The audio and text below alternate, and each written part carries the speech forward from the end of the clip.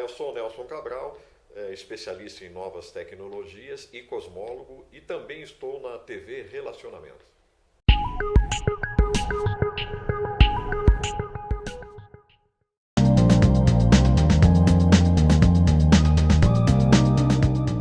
Olá, internautas, iniciamos mais um quadro Você é Top, dentro do programa Profissão Encantar. E hoje nós temos aí um amigo de longa data, tá? Eu tive a felicidade de conhecer o Rui Campos em eventos de tecnologia, né? E hoje nós vamos falar sobre o seu hobby predileto, que é vinho, né? Muito obrigado, Rui Campos, pela tua participação aqui. Muito obrigado também. Né? Muito bom rever você. Boa tarde, internautas. Vamos conversar um pouco sobre o vinho, que é uma arte também. Perfeito. E grande parte do pessoal fala que entende, né? Já viu o vinho, ouviu falar e tudo mais. Conceitualmente, o que é o vinho, na verdade? Olha, o vinho é meramente um suco de uva fermentado.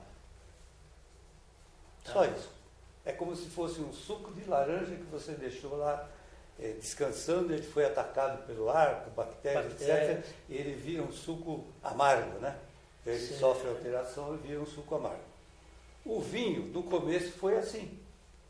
Alguém jogou um cacho de uva num recipiente de cerâmica e esmagou alguns bagos da uva, né? E aquilo ficou lá durante um certo tempo. Logo depois, essa pessoa deve ter tido um pouco de fome, foi lá e foi comer as uvas. E ele notou que tinha um suco que era muito agradável, né? Então, a essência do vinho é essa. A evolução da uva num suco fermentado. Ok. Agora, como é que é essa história teoricamente, né? Teoricamente, toda fruta tem casca, tem polpa, tem caroço. É o que acontece com a uva também. Tem uma casca, uma polpa. Muitas uvas hoje não têm mais semente, né? Mas originalmente todas tinham semente, que seria o caroço. Se um passarinho vai lá e faz um buraquinho na casca da uva, o que acontece? Ele coloca a polpa em contato com o oxigênio do ar. Isso é uma coisa que é natural, né? Certo. O oxigênio do ar, ele ataca qualquer coisa que está no ambiente dele, ferro, madeira, né, tudo. Ele ataca também o suco da fruta. E ele gera substâncias que são ruins, né? O suco oxidado é ruim. Agora, a casca da uva é habitada por micro-organismos, que a gente chama de levedura, que também atacam a polpa da uva, mas para isso precisa ter um buraquinho, né?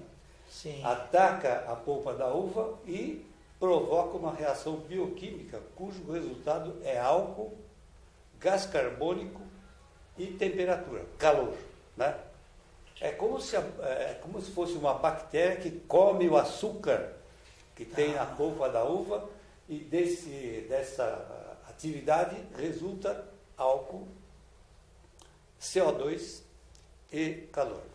Por isso precisa de um tempo para isso, né? Então, mas isso acontece na natureza, né? Ok. Agora, essa pessoa que, digamos assim, entre aspas, inventou o vinho, por acaso, né?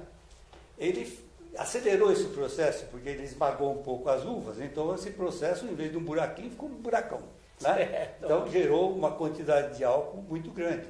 Se fosse só no buraquinho do passarinho, você não perceberia o resultado disso, né? Então, ele ali criou, inadvertidamente, um processo em que você pega o suco da uva e transforma em uma bebida agradável, porque tem álcool, né? Basicamente porque tem álcool. Sim. Então, depois de muito tempo, muito estudo, muita experimentação, hoje se faz esse processo num sistema controlado, né? Então, você carrega a uva num recipiente que é chamado de cuba, né? Deixa, amassa a uva, né? Esmaga a uva, coloca o suco e mais o bagaço, né? num recipiente e deixa lá E a casca fermentando. também. E a casca também. Quer dizer, é o que eu estou falando, o Certo, bagaço tudo. e a Tá. casca, né? Ok. O bagaço e a casca formam uma pasta, né?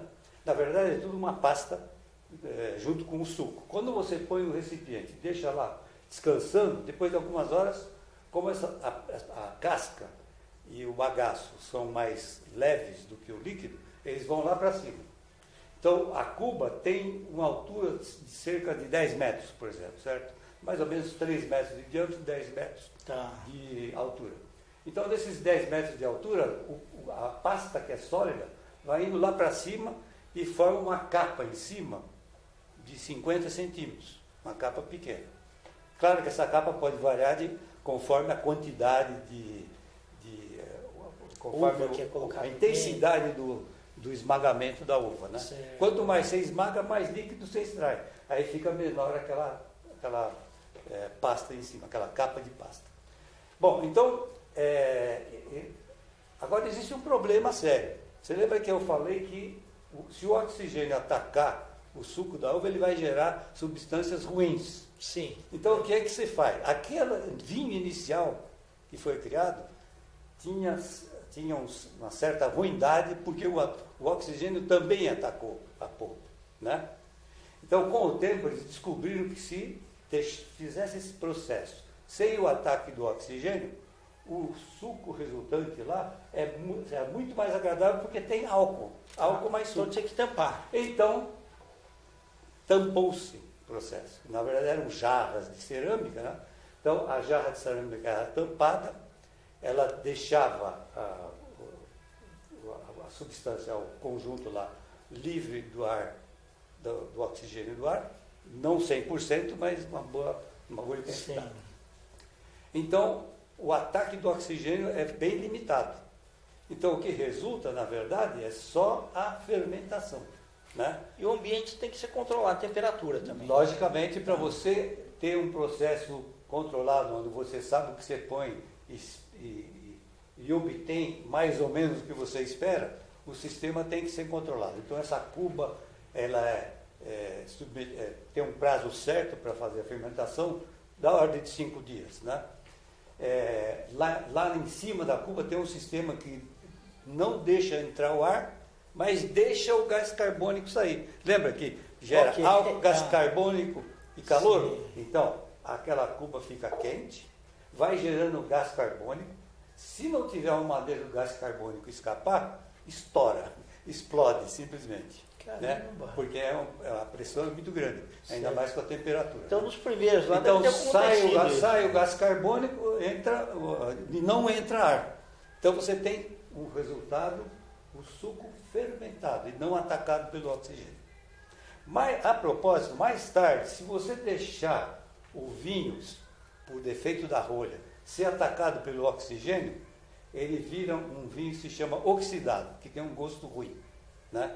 Então, gosto de vinagre, lá no final pode ter ação do oxigênio e vai gerar o vinagre, certo?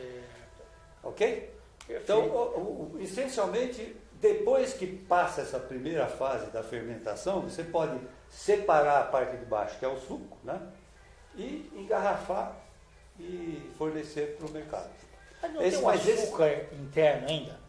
Tem um açúcar que chama açúcar redencial, porque os micro-organismos, as leveduras, não conseguem processar todo o açúcar que está lá na polpa, né? Então fica um açúcar residual. O vinho doce tem um açúcar residual maior que um vinho seco, né? É doce ou seco. Qual a diferença? O doce tem mais açúcar residual e o seco tem muito pouco açúcar residual. Basicamente é isso. No ambiente, o vinho eles deixam um ano? Então, até agora que eu te falei, gera um vinho que a gente chama vinho de mesa. Por quê? Porque ele sofreu só o processo da fermentação, vai ser engarrafado e pode ser fornecido ao mercado. Com o tempo, o pessoal começou a sofisticar, né, o gosto desse suco delicioso, né? E como sofisticaram? Passaram o vinho por uma segunda fermentação. Por quê? Porque as leveduras, os micro-organismos, ainda ficam no vinho, né? Eles não morrem, ficam no vinho. Certo. Alguns morrem, claro. Sim. Outros nascem também. Então, se a gente pegar esse vinho e passar por um segundo processo de fermentação, e aí a gente controla melhor, porque não tem o bagaço, não tem a casca para atrapalhar, a gente controla melhor, adiciona substâncias, extrai substância, muda a acidez, né? Aumenta, diminui a acidez. Então, vai resultar um líquido mais sofisticado, que é chamado de vinho fino. Então, qual a diferença entre vinho de mesa e vinho fino? O vinho de mesa é uma fermentação, está pronto, né? Basicamente. O vinho fino tem uma fermentação, uma segunda fermentação e depois, mais sofisticado, e depois ele é engarrafado. Essa segunda fermentação pode ser feita também em cubas, né? Ou em barris de madeira. Barris de madeira.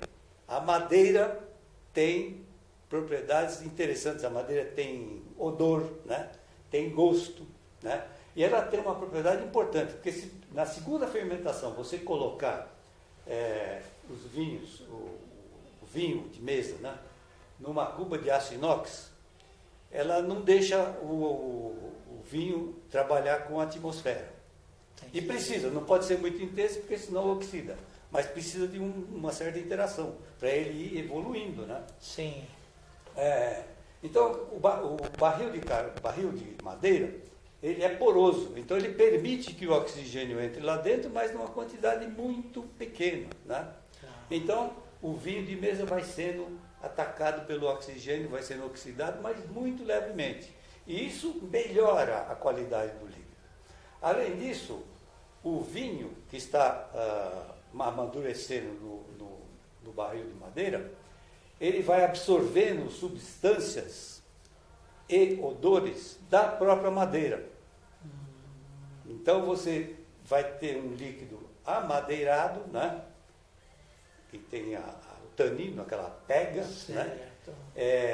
E tem, às vezes, o odor de madeira é muito acentuado e tem também um ataque do oxigênio. Tudo isso muito controlado. No envelhecimento por barril, em barris, o enólogo vai todo dia lá, tira um pouquinho do vinho, experimenta, testa as propriedades do vinho e depois corrige a acidez, corrige excesso de açúcar. A fermentação está indo muito depressa, então, joga um pouco de vinho que já está fermentado aí, mistura para parar um pouquinho, né? Se ela está muito lenta, ele joga levedura para acelerar. Então vai controlando até obter o chamado vinho fino. Ok. Rui, os tipos de uva determinam o tipo de vinho também, é isso? Sim, claro. A uva é uma fruta muito disseminada na terra e muito antiga, consumida desde, 15 mil anos atrás, né? Tem notícias de 15 mil anos atrás. Aliás, aquele fato do primeiro vinho, estima-se que tenha ocorrido entre 10 mil e 12 mil anos atrás. Quer dizer, bem antigo. E aquilo aconteceu para aquela uva do local, né? Se você aplicasse aquele mesmo processo rudimentar para uma uva de outro local, o líquido seria diferente, né? Porque tem uvas e uvas. E a mesma uva, se for plantada em regiões diferentes, pode ter diferença, porque a uva tira os nutrientes do solo, né? É sujeita às interferências do ambiente, né? E cada local é um local. Local que eles costumam chamar de terroir, um termo francês. A quantidade de chuvas, o calor determina bastante. Tudo, né? faz parte do terroir. Até o processo que é usado para manipular a uva e transferir os líquidos faz parte do terroir. Então, elementarmente, é claro que o vinho depende da uva, né? E aqui já podemos fazer uma primeira classificação, porque a gente tem uva branca e uva tinta. Tá. Na verdade, a uva branca não é branca, ela é esverdeada, às vezes amarelada. E a tinta é carmim, né? Se você tirar a casca das duas, dentro tem a mesma polpa. A polpa tem a mesma cor, que é cinza translúcido, um pouquinho de verde, um pouquinho de vermelho, dependendo de onde ela vem. Mas é basicamente cinza, né? Então, quando você coloca, amassa o vinho branco e coloca lá para fermentar, o líquido, que é o mosto, né, chamado de mosto, absorve um pouco de cor da uva clara, né, mas muito pouco, porque ele é cinza e aqui é verde, a diferença é muito pequena. Se você faz isso com o vinho tinto, a diferença de cor é muito grande, porque aqui é cinza e aqui é vermelho. Então, ele absorve um monte de cores para cá, até que o líquido fique tinto, né? Então, você tem vinho branco e vinho tinto. Certo. Então, a primeira classificação que surgiu foi essa. E aquela música portuguesa lá, o vinho verde? O vinho verde, na verdade, ele é um... pode ser um vinho, pode ser um vinho branco ou tinto, né? Mas ele é feito numa região que tem uma uva especial, né? Okay. E eles denominaram de vinho verde porque o gosto dele você sente um gosto de coisa meia verde. E ele, agora não é ruim não, isso é bom porque o gosto é bom e tem mais. Essa característica do vinho verde permite que você beba uma quantidade maior sem ter muita consequência. Muito bom. Dá menos porre. Certo, entendi. Bacana. Ô, Rui, você particularmente, você gosta mais dos vinhos brancos, dos tintos, ou depende da ocasião? Não, se for, digamos assim, você escolhe o vinho aí do jeito que você mais gosta. Eu gosto dos vinhos tintos mais complexos, com mais odor forte, né? O buquê forte e o gosto forte na boca. Um corpo bem presente, que toma a tua boca por completo. Mas um vinho branco, numa ocasião especial, não tem nada melhor. É verdade. Então, realmente, o vinho depende do ambiente, da ocasião, das pessoas com quem você está falando.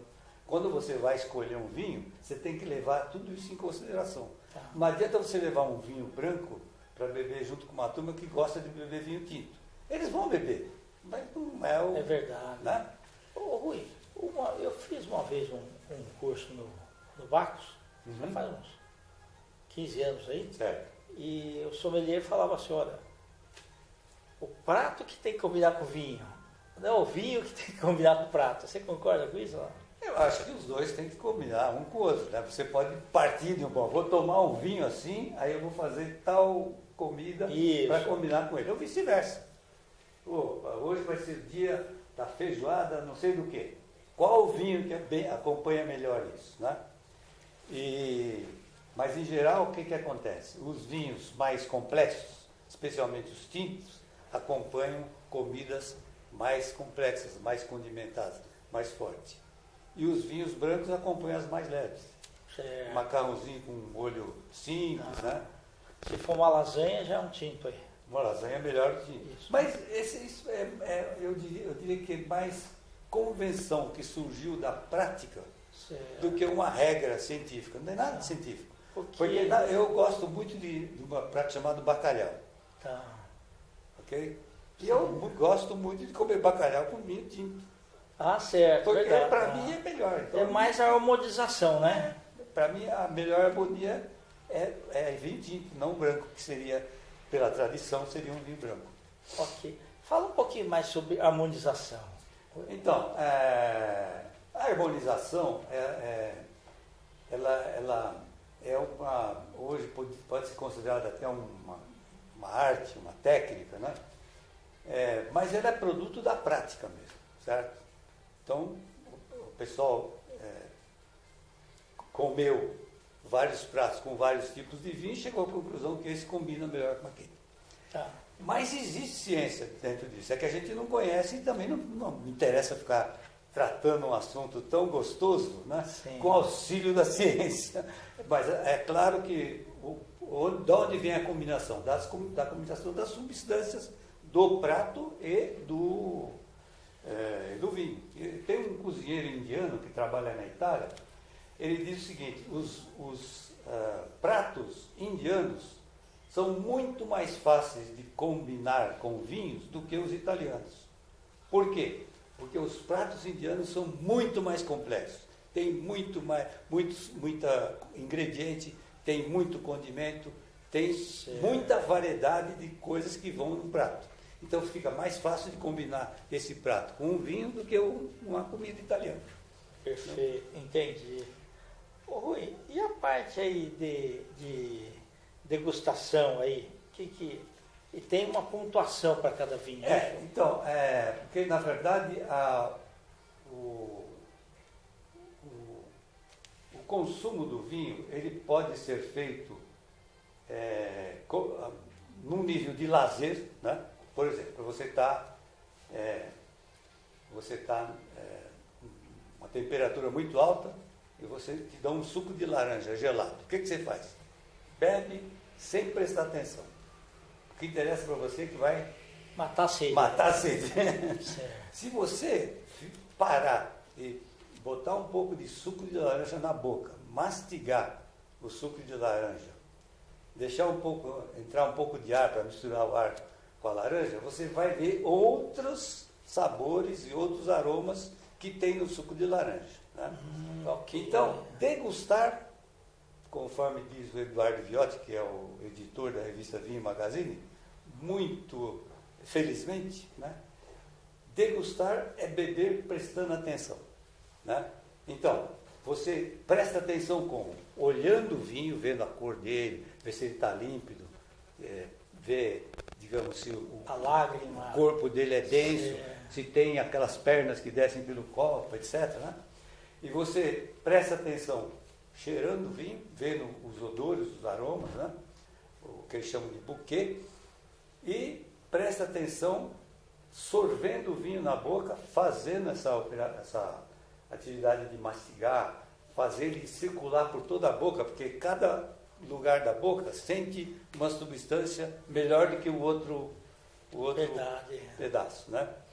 Então, a língua, por exemplo, é o melhor sensor de sabores que tem na boca, mas a bochecha também participa. O céu da boca, o fundo da boca e assim por diante. Então, degustar é fazer isso com calma, prestando atenção. Opa, essa cor aqui é bonita, mas por que ela é bonita assim? Porque a uva é tal, vem não sei do que e tal. Você começa a arranjar motivos para cada observação que você faz. Agora, por que surgiu a pontuação? Porque se você faz isso e não tem registro nenhum, né, é difícil de você comparar. É difícil você comparar dois vinhos diferentes e é difícil também você comparar o que você sente de um vinho e o que eu sinto. Na mesma hora, nós bebemos juntos, na mesma hora, o mesmo vinho, no mesmo ambiente. Você vai sentir algumas coisas que eu não vou sentir e vice-versa. Então, resolveu-se sistematizar esse processo de fazer degustação atribuindo pontos. Pontos 1, 2, 3, 4, 5, ou bom, ruim, ótimo e ruim, né? A cada uma dessas observações. A observação da visão, né? Então você tem pontos 1, 2, 3, 4, 5. Então 5 é o melhor, 4 é um pouco melhor, 2 é o intermediário, 3 é o intermediário. Você faz isso também para o odor, o aroma, e faz isso para a boca, né? E daí você tem uma soma de pontos. A soma, os pontos dizem respeito a uma referência que é uma classificação. Então você pode ter uma classificação com uma escala de 0 a 100, ou de 1 a 5, ou de 0 a 20, ou de 1 a 3. Como a gente está mais acostumado com a escala 0 a 100, por causa das notas, né? Sim.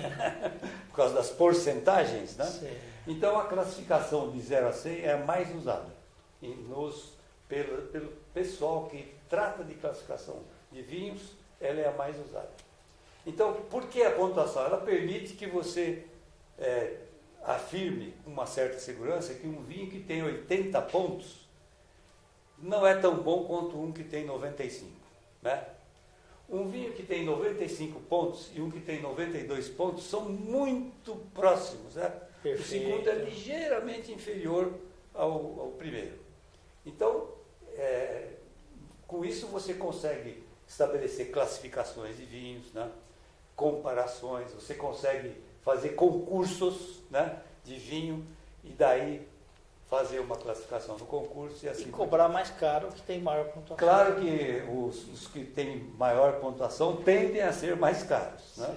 Certo. Que não significa necessariamente que todos vão achar que é o melhor. Perfeito. Porque vinho também é uma questão de gosto. Exato. Na verdade, o melhor vinho é o que você mais gosta. Né? Se você gosta de um vinho que custa R$50 e tem vinho de 50 mil reais, você gosta e não toma de 50 mil, o que adianta?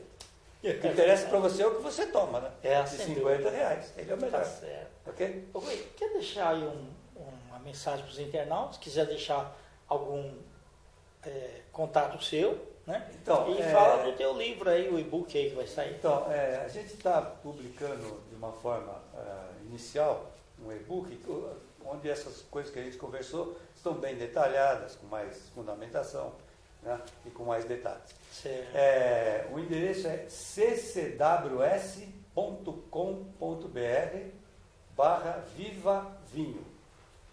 Ok. Desculpa, ccws.com.br/vivaovinho. Viva o vinho. Viva o vinho. Perfeito. CCWS é Carlos Wilson Sérgio, soletrando. Tá bom. Ok? Ok. Rui, muito obrigado aí pela Obrigado tua a presença. você também. Né? E é um prazer revê-lo. Espero retornar numa próxima. Sem dúvida. Se Deus quiser. Internautas, então, com os agradecimentos ao Rui Campos, nós finalizamos mais um quadro Você é Top. Grande abraço e até a próxima.